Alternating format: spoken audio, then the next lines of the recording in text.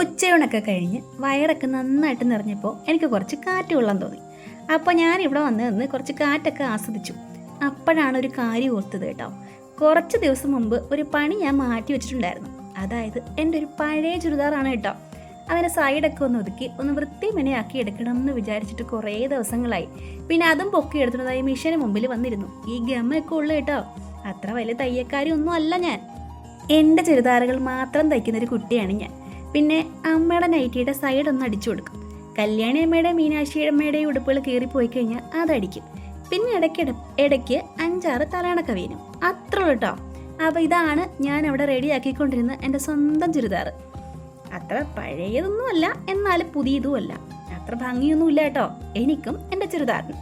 പെട്ടെന്നാണ് അന്തരീക്ഷം മേഘാവൃതമായത്. നല്ല വെയിലും വെട്ടമൊക്കെ ആയിട്ട് അവിടെ ചിരിച്ചുകൊണ്ട് നിന്നതാണ്. പെട്ടെന്ന് നോക്കിയപ്പോൾ ദാ ഇവിടെയൊക്കെ ഭയങ്കര മഴ. ഇവിടേക്കെന്ന് പറഞ്ഞാൽ ഞങ്ങളുടെ വീടിൻ്റെ മുറ്റത്താണ് കേട്ടോ.